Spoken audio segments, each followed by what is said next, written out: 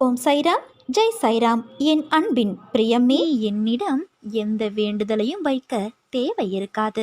உன்னை காப்பது என் கடமையாகும். உன் மனதில் ஓடும் அனைத்து எண்ணங்களும், ஆசைகளையும், கனவுகளையும் நான் அறிவேன். உன் தேவையை நான் நன்கு அறிவேன். ஆனால் உனக்கு எது நன்மையோ அதை மட்டுமே அளிப்பேன். பாபாவை நேசிக்கும் ஒருவன் உண்மையில் அவரிடம் எந்த வேண்டுதலையும் வைக்க தேவையில்லை. எதற்காக கவலைப்படுகிறாய்? நீ எது செய்தாலும் சரி, பேசினாலும் சரி, எனக்கு தெரியும். நீ பொறுமையாக இரு. என்னை நினைத்து கொண்டிருக்கும் வேளையில் முடிந்தவரை உதவி தேவைப்படுபவர்களுக்கு உதவு. நீ எனது குழந்தை, எதற்காகவும் கலங்கக்கூடாது. உன் வாழ்க்கை நிச்சயம் அழகான எதிர்காலத்துடன் பொற்காலமாகத்தான் இருக்க போகிறது. நீ எதற்கும் பயப்பட தேவையில்லை. நீ நினைத்தது போன்ற வாழ்க்கை உனக்கு கிடைக்கும். ஆனால் வாழ்க்கை கஷ்டங்கள் இல்லாமல் எப்படி இருக்கும்? பகல் இரவு என இருப்பது போல இன்பம் துன்பம் என்ற பக்கங்கள் உண்டு. அதை தாண்டி மனம் தளராது உழைத்து அதற்கான தகுதியை நீ வளர்த்து கொண்டால் நிச்சயம் நீ வெற்றி பெற்று ஜெயிப்பாய். அதைத்தான் நான் உனக்கு அறிவுரையாக கூறுகிறேன். நிகழ்கால வாழ்வு என்பது மிகவும் முக்கியம். எதிர்காலம் நல்லதாய் அமைய வேண்டுமென்றால் நான் கூறுவதை காதில் வாங்கி கொண்டு உன் புத்தியிலும் மனதிலும் அதை பதித்து அந்த இடத்தில் அமர்த்திவிடு அந்த எண்ணங்களை. உன் ஜென்மாந்திர கணக்குகளை தீர்த்து வைப்பவர் சத்குரு ஒருவரே.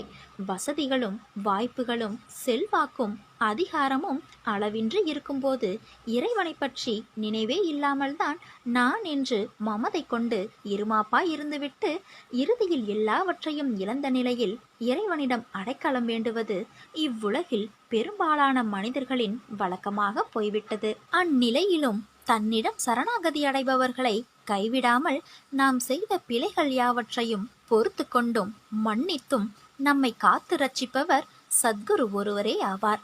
சத்குரு சாய்பாபா நினைத்தால் கடந்த காலமும் நிகழ்காலமாகும், நிகழ்காலமும் எதிர்காலமாகும். நம்முடைய ஜென்மாந்திர கணக்குகளை தீர்த்து வைப்பவர் நாம் சாயப்பா ஒருவரே. பஞ்சபூதங்களால் அமைக்கப்பட்ட நம் உடம்பானது அவைகளின் எல்லா இன்பங்களையும் துய்த்து முடித்த பின்னர் ஓய்ந்து சாம்பலாக்கப்படும். அவர்களின் உடல் சாம்பலாக்கப்படும் என்ற உண்மையை பக்தர்களுக்கு நினைவூட்டவே பாபா உதியை வழங்கினார். பிரம்மம் ஒன்றே மெய்ப்பொருள் என்பதையும் பிரபஞ்சம் நிலையற்றது என்றும் தந்தை தாய் மகன் இவர்கள் யாவரும் நம்முடையது அல்ல என்றும் இதனால் உபதேசித்தார். ஸ்ரீ சாய்நாதர் எல்லாம் அறிவார். அவரிடம் நீ பூரணமாக சரணடை. அவர் உன்னை கவலைகளிலிருந்து விடுவித்து வெற்றி அளிப்பார். வேண்டியவை காலையிலும் பிற்பகலிலும் உனக்கு நடக்கும். இறுக்கமான சூழ்நிலைகள் ஒன்றன் பின் ஒன்றாக தோன்றும். இது சற்று கெட்ட காலமானாலும் ஒரு ஆன்மீக பெரியவரை நீ விரைவில் காண்பாய். அதனால் உனக்கு நிச்சயம் வெற்றி உண்டு. வாழும் நாட்கள் எப்படி இருக்க வேண்டும் என்று என்றைக்காவது நீ யோசித்திருக்கிறாயா? அப்படி நீ யோசிக்க ஆரம்பித்தால் உன் வாழ்க்கையில் வெறுப்பையும் வெறுமையும் உணர்ந்திருக்க மாட்டாயே. வாழ்க்கையில் நினைத்தது எல்லாம் கிடைத்துவிட்டால் உன் வாழ்க்கையின் சுவை எப்படி இருக்கும் என்று யோசித்துப்பார். நீ நினைப்பவையெல்லாம் நல்லதும் இருக்கும், கெட்டதும் இருக்கும். அவைகள் எல்லாம் உன் வசம் கிடைத்தால் நீ திருப்தி அடைவாய். ஆனால் உன்னை சுற்றி உள்ளவர்களுக்கு அது பாதகமாக இருக்கும் என்ற யோசனையே உனக்கு வராது. உன் வாழ்வில் நீ உன் விருப்பங்கள், உன் கனவு, உன் ஆசை, உன் லட்சியம் என்று வாழ்ந்தால் சுயநலமாய் நீ மட்டும்தான் உன் வாழ்க்கையில் ஒத்தையாக இருப்பாய். ஓசையில்லா இசைக்கருவி போல முதலில் ஏன் இப்படி என்னை படைத்துள்ளீர்கள் என்று என்னிடம் நீ முறையிடுவதை நிறுத்து. உன்னிடம் நிறைய திறமைகள் உள்ளது, ஆனால் அதை செயல்படுத்த தெரியவில்லை. வாழ்க்கையில் உள்ள கஷ்டம் என்ற ஒன்றையே நினைத்து அதில் தேங்கி நின்று முன்னேறாமல் சோம்பேறியாகவும் இருந்தால் வாழ்க்கையில் நீ நின்று கொண்டேதான் இருப்பாய். நேரங்களும் நிமிடங்களும் போய்கொண்டேதான் இருக்கும். வாழ்க்கையில் முதலில் உனக்கு எது தேவையுள்ளது, எது தேவையில்லாதது என்று பட்டியலிடு. தேவை உள்ளவற்றை முன்னே நிறுத்து. அதற்கான முக்கியத்துவத்தை கொடு. அதற்காக உழைத்து போராடு. நிச்சயம் எல்லா விஷயத்திலும் நீ முக்கியமாக திகழ்வாய். உன்னோடுதான் நான் என்ற உன் சாய் தேவா இருக்கிறேனே. என் பரிபூரண அருளும் அன்பும் ஆசீர்வாதமும் எப்போதும் உனக்கு உண்டு. நீ மனதளவில் உடைந்து போயிருக்கிறாயா? கவலைப்படாதே. சாய் உன்னை உருவாக்கி உயர்த்தப் போகின்றார். குழந்தையே, எனது அற்புதங்கள் நிகழ்ந்து கொண்டேதான் இருக்கும். என் உதவி உங்களுக்கு எப்பொழுதும் கிடைக்கும். நான் செய்யும் உதவி அற்புதங்களாக வெளிப்பட்டு கொண்டே இருக்கும். உன்னை நோக்கி வரும் அனைத்துமே நிர்ணயிக்கப்பட்டது. அவற்றைதான் நாம் விதி என்போம். அப்படி இருக்கையில் ஒரு பக்கம் விதி, இன்னொரு பக்கம் முந்தைய பிறவியின் கர்ம வினை. இவை இரண்டும் தான் இன்று உன் சூழ்நிலைகளுக்கு காரணம். இவற்றில் நீ தப்ப முடியாது. ஆனால் உன் வசத்தை நான் கைப்பற்றி உனக்கான அனைத்து இக்கட்டுகளிலிருந்தும் உன்னை நான் காப்பேன். ஒரு மனிதன் தன் வாழ்க்கையில் ஜெயிக்க 2 பேரிடம் முட்டி மோதி சண்டையிட வேண்டும். அந்த 2 பேர் யார் என்று தானே யோசிக்கிறாய்? அது உன் மனமும் புத்தியும். இவற்றை ஜெயித்தால் நீ வாழ்க்கையின் அர்த்தத்தை உணர்ந்து விட்டாய் என்பது அர்த்தம். உனக்கான வெற்றி காலம் இதோ ஆரம்பித்து விட்டது. என் உயிரான குழந்தைக்கு என்றும் நான் துணை நின்று அரவணைப்பேன். இப்போது நீ உன் மனதோடு போராடி கொண்டிருக்கிறாய். என் ஆரத்தி பாடலை தினமும் கேள். உன் மனது அமைதியடையும். உன் நன்மைக்காக உன் சாயப்பா நான் ஒன்றை கோருகிறேன். அதை நீ செய்வாயா? உன் தாயை ஒரு பொழுதும் மறவாதே. அவர் பெயரில் அன்னதானம் செய்தால் உடனே உனக்கு நன்மை ஏற்படும்.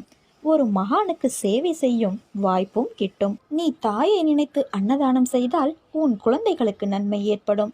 நாய்களுக்கும் பூனைகளுக்கும் உணவளித்தால் உனக்கு விரைவில் நன்மை ஏற்படும். இதை நீயே உணர்வாய். நேற்று என்னிடம் வந்து நீ புலம்பினாயல்லவா? என்ன செய்வதென்று தெரியவில்லை, நினைப்பதற்கு மாறாக அனைத்தும் நடக்கிறது என்று. கவலைப்படாதே, உன் இல்லத்தில் மகிழ்ச்சி பெருகும். இப்போது உன் குலதெய்வத்தின் ஆசையும் உன் இல்லத்தில் பெருகப் போகிறது. உன் குடும்பத்தோடு ஒற்றுமையாக ஒரு முறை குலதெய்வத்தை காண வேண்டும் என்று நினைக்கின்றாய். அதற்கான வாய்ப்பு வரும். நீ நீண்ட நாட்களாக என்னுடைய ஒரு ஆலயத்திற்கு வர வேண்டும் என்று ஆவலாக காத்திருக்கிறாய். அதற்கான வாய்ப்பும் கிடைக்கும். நான் உனக்காக பெரிய வாய்ப்புகளை உருவாக்கி வைத்துள்ளேன். நீ கிடைத்த வாய்ப்புகளை நிச்சயமாக பயன்படுத்தி வாழ்க்கையை வெல்லப் போகிறாய் குழந்தையே. அதற்கான சூழல்கள்தான் தற்போது அமைகின்றன. நீ தோற்றுவிடவில்லை. உன்னை ஏதோ ஒரு உருவில் ஒவ்வொரு முறையும் நான் காப்பாற்றி வருகிறேன். உனக்கான சோதனை காலம் முடிந்து விட்டது.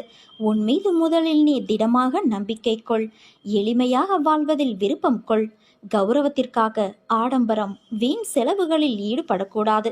வழிபாட்டுக்கு ஆடம்பரம் தேவையில்லை. பணிவும் அன்பும் நிறைந்த ஒன்றே போதுமானது. வாழ்வில் நடப்பதை மனப்பூர்வமாக ஏற்றுக்கொண்டு நம்பிக்கையோடு செயல்படு. உலக விஷயங்களில் விருப்பம் இருக்கும் வரை உனக்கு பிறவிச் சங்கிலி தொடர்ந்து கொண்டே இருக்கும். சுகமும் துக்கமும் வெளியுலகில் இருப்பதாக எண்ணுகிறாயா? அது உன் மனதில் இருக்கிறது. அறுசுவை உணவாக இருந்தாலும் பழைய கூழாக இருந்தாலும் இரண்டுமே பசியைத்தான் போக்கும். இன்பமாக தெரியும் ஒன்றே ஒரு நாள் துன்பமாக மாறலாம். துன்பத்திற்கும் இதே தன்மை பொருந்தும். இதை நீ உணர்ந்தால் வெற்றி நிச்சயம். கடவுளை காண அனைவரும் விருப்பப்படலாம். ஆனால் தகுதி உள்ளவருக்கே வாய்ப்பு கிடைக்கிறது. கடவுளை தியானிப்பதால் எண்ணம், சொல், செயல் மூன்றும் தூய்மை பெறும். சுயநலத்தோடு வாழ்வது பாவம்.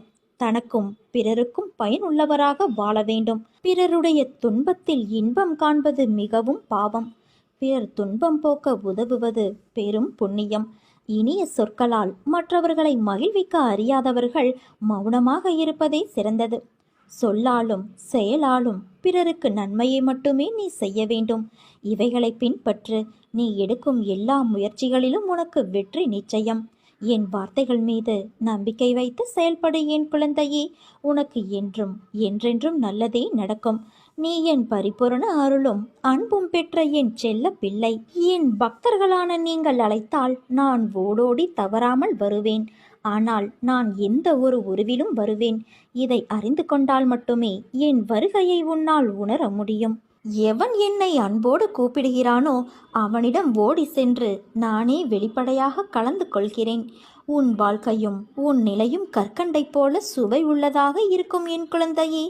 உன் எல்லா விருப்பங்களும் நிறைவேற்றப்படும். நீயும் சந்தோஷமாக இருக்கப் போகிறாய். அதை நான் கண்டு களிக்கத்தான் போகிறேன். யார் வேண்டுமானாலும் எதை வேண்டுமானாலும் பேசட்டும். உன் பாதையில் நீ உறுதியாக போ. உன் மீது நம்பிக்கை வை. உன் மீது வைக்கின்ற அசைக்க முடியாத நம்பிக்கையே நீ என் மீது வைக்கின்ற நம்பிக்கையாகும். என்னால் எதுவும் முடியும் என்று சொல். நிச்சயம் அது முடியும். காரணம் உன்னில் இருப்பது நீ அல்ல, நான். அன்போடு என்னை நினைத்து ஓம் என்று பதிவிடு. ஒளிமயமான எதிர்காலம் அமைய நான் உனக்கு அருள் தருவேன். தினம் தினம் ஒவ்வொரு பரீட்சையை உன் மனமே உனக்கு நடத்துகிறது. ஒவ்வொரு நாளும் ஒவ்வொரு படிப்பை தரும். அதுவே உன் வாழ்க்கையில் நிகழ்கின்றது. நீ தாண்டி கடந்து வந்த நிமிடங்கள் உன் மனதின் பக்குவத்தையும் உயர்வான பாதையையும் காண்பிக்கின்றது. ஒரு முறை 2 முறை விழலாம், ஆனால் எழுந்து நின்றுவிட்டால் உன்னை வீழ்த்த வரும் எந்த ஒரு எதிர்மறையும் உனக்கு நேர்மறையாய் அமையும். கீழே விழுவதை பற்றி கவலை கொள்ளாதே. தோள் தாங்கிக் கொடுத்து நான் அரவணைப்பேன். 100 முறை உடைந்து போனாலும் 1000 முறை உன்னை உருவெடுக்க செய்வேன். அதற்கான வலிமையையும் நம்பிக்கையையும் நான் உனக்கு தருவேன் என் குழந்தையே. எப்போதும் ஒன்றை மட்டும் நினைவில் கொள். என்னை துன்புறுத்தி பார்ப்பதும் என் பிள்ளையை துன்புறுத்தி பார்ப்பதும் ஒன்று. நீ உண்மையோடும் ஆன்ம உணர்வோடும் கண்ணீரோடும் செய்கின்ற பிரார்த்தனைகளை கேட்டுக்கொண்டுதான் இருக்கின்றேன். நான் அளிக்கும் பதில்களை உன்னால் புரிந்து கொள்ள முடியாமல் போய்விடுவதால் மனம் போல் நடந்து தட்டி கழித்து விடுகிறாய். பலனை நீ அடைய முடிவதில்லை. உன் விருப்பப்படி நடக்கவும் வாழவும் உனக்கு நான் சுதந்திரம் கொடுத்திருக்கின்றேன். அதனால்தான் என்னை புரியாமலும் எனக்கு கீழ்ப்படியாமலும் உன்னால் சுயமாக நடக்க முடிகிறது. இந்த சுதந்திர உணர்வு தான் இந்த அளவுக்கு கீழே இறக்கி வைத்துவிட்டது. கீழே இறங்கிவிட்டோமே என்று நீ வருத்தப்படுகிறாய். கீழே வந்து விட்ட போதும் உன்னை நினைத்து நான் பெருமைப்படுகிறேன். உனது இரக்க குணம், பிறருக்கு உதவும் மனோபாவம், இந்த நிலையிலும் பிறர் கஷ்டப்படுவதை காண சகிக்காத மனம், இருக்கும் இடத்திற்கு விசுவாசத்தோடு நடக்க வேண்டும் என்று நினைத்து நடந்ததால்தான் இந்த நிலைக்கு நீ இறங்க நேர்ந்தது என்று நினைக்கின்றாய். கெட்டவர்களும் கெடுமதி உள்ளவர்களும் நன்றாக இருக்கும்போது நல்லவர்களான நாங்கள் மட்டும் ஏன் கஷ்டப்பட வேண்டும்? கஷ்டத்தை மட்டும் ஏன் கடவுள் எங்களுக்கு தர வேண்டும் என நினைக்கின்றாய். உன்னை போல நல்லவர்களும் இப்படித்தான் புலம்புகிறார்கள். நல்லவர்கள் புலம்புவது தொடர்கதைதான். நான் உன்னிடம் பிரத்யட்சமாக விளங்க வேண்டும் என்றால் நீ கஷ்டப்பட்டுத்தான் ஆக வேண்டும் குழந்தையே. ஏனென்றால் நான் நல்லவர்கள் மனதில் மட்டுமே வாழ முடியும். இப்படி உன்னை கஷ்டப்படுத்தி வாழ்வதால் என்ன பலன் என்று நீ நினைக்கலாம். நான் உன்னை பக்குவப்படுத்த உனக்கு வரப்பிரசாதமாக கொடுத்திருக்கின்றேன். உன்னுடைய தகுதிக்கும் தாங்கும் சக்திக்கும் ஏற்பத்தான் நான் கஷ்டத்தை தருகிறேன். இதை உன்னால் சமாளிக்க முடியும் என்று தெரிந்த பிறகே கஷ்டம் வருகிறது. இப்போது நீ வேகமாக செயல்பட வேண்டும் குழந்தையே. நிறைய சிந்தனை செய்ய வேண்டும். இதன் மூலம் இப்போதுள்ள நிலையை விட பல மடங்கு உயர்வடைய வேண்டும் என்பதற்காகவே இதை உனக்கு நான் கொடுத்தேன். இதோ இருள் நீங்கி பிரம்ம முகூர்த்தம் ஆரம்பமாகிவிட்டது. அப்படியே உனது கஷ்டங்களும் பிரச்சனைகளும் முடிந்து போகும். எல்லா துன்பங்களும் விலகி புத்துணர்வோடு நீ இருக்கப் போகிறாய். சோர்ந்து போகாதே, தைரியமாக இரு. இதோ நான் உன்னோடு கூடவே இருக்கிறேன். எவன் என்னை அன்போடு கூப்பிடுகிறானோ அவனிடம் ஓடி சென்று நானே வெளிப்படையாக கலந்து கொள்கிறேன். உன் வாழ்க்கையும் உன் நிலையும் கற்கண்டை போல சுவை உள்ளதாக இருக்கும். உன் எல்லா விருப்பங்களும் நிறைவேற்றப்படும். நீயும் சந்தோஷமாக இருப்பாய். அன்பு குழந்தையே, ஒரு பொருள் கிடைக்காவிட்டால் இது ஏன் உனக்கு கிடைக்கவில்லை, எதற்காக கிடைக்கவில்லை என்று யோசித்துப்பார். உன் எதிர்காலத்தை ஒப்பிட்டு யோசித்துப்பார். உன் போல இருந்தவர்களின் எதிர்காலம் இப்போது எப்படி இருக்கிறது என்பதை கேட்டு தெரிந்து கொண்டு யோசித்துப்பார். அப்போது காரண காரியம் உனக்கே புரிய வரும். உன்னிடம் உள்ள பிரச்சனை என்ன தெரியுமா? உனக்கு தைரியம் கிடையாது, வைராக்கியம் கிடையாது. இருந்திருந்தால் உன் லட்சியத்தை நீ அடைய முயற்சி எப்போதோ செய்திருப்பாய். ஆனால் உன் தோல்வியை நினைத்து தாழ்வு மனப்பான்மை அடைந்து அதிலிருந்து தப்பிக்க பிரச்சனைகளை வளர்த்து கொண்டாய்.